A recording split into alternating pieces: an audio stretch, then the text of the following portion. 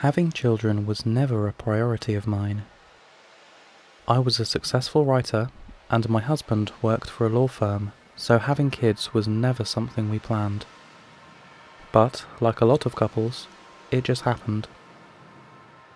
I was worried a lot after I found out I was pregnant. Should I tell my boss? Is it going to be painful? What will I look like after the pregnancy? Thoughts that every expectant mother thinks of. Mine was nothing special. It wasn't difficult or stressful at all, and, after 9 months of waiting, I decided to get a C-section, just to make things better for everyone. My husband named our son Nathan, and he doesn't look like me at all. I've quit my job since.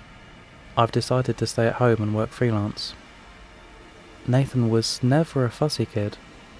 He never really cried much, and for that I was grateful. You have no idea how hard it is to write when you have a wailing child as background music. As he grew older, he never really became a worry. He was very easy to take care of. He loved crawling around though. I almost tripped on him a number of times. I'd put him in his high chair, and he'd find a way to get down and crawl near me. It was very exhausting. Nathan spoke his first word while I was changing him. He said, "Dad," and I was surprised. I thought I misheard him when he said it again. "Dad, Dad, Dad," and he threw his rattle that barely missed me. Why would his first word be "Dad" when I'm the one who was with him the entire day? I'd lie if I said I wasn't annoyed a bit. His father was ecstatic though. His son's first word was "Dad," but he never heard him say it.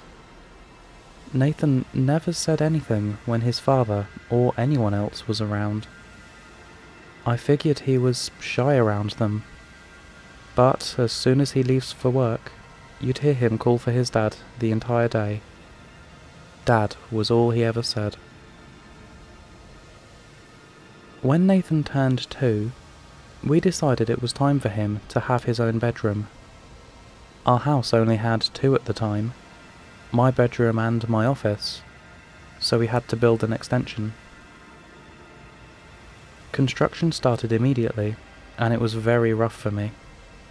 Dealing with all the noise and dust made writing harder, and then chasing after Nathan, who was running around, made things more difficult. He would always find his way near the construction.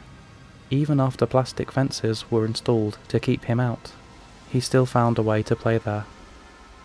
The workers handed him to me a few times, with a judgmental look on their faces, as if I intentionally made him go there. But as the house was being worked on, weird things started to happen. I'd find nails and screws near the stairs. I even found some in the oatmeal I was eating. We figured it was just Nathan being a kid, putting things where they shouldn't be. I'd tell him off and tell him to stop playing with those things, and he'd just sit there calling his dad as if he was around to save him from my lecture. One day, when Nathan was about 3, I was preparing his bath when the phone rang. I grabbed the phone and walked back to the bathroom. It was my husband. He was outside in his car, calling to ask me to open the garage door because he left his clicker in the office. I told him to wait a bit because I had to check on Nathan, and, to my surprise, the light was turned off in the bathroom.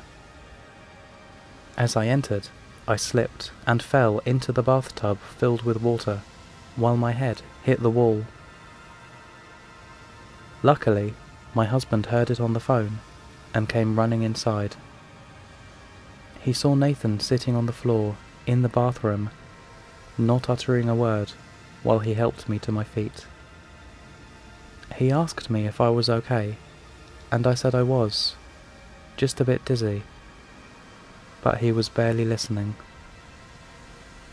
He was fixed on Nathan, his eyes wide from shock. He took the boy and made him play in his bedroom. Then he joined me in the kitchen, where I was getting ice for my head. He looks at me, his face pale and confused, as he says, "You dropped the phone when you slipped in the bathroom. I heard you fall." I was trying hard to focus on what he was saying, but my head was spinning. He continued, "I heard Nathan speaking before I went inside, and do you remember when you told me all he's ever said was, 'Dad,' and nothing else? Well, I heard him saying it at last. But he wasn't saying Dad. He was saying dead."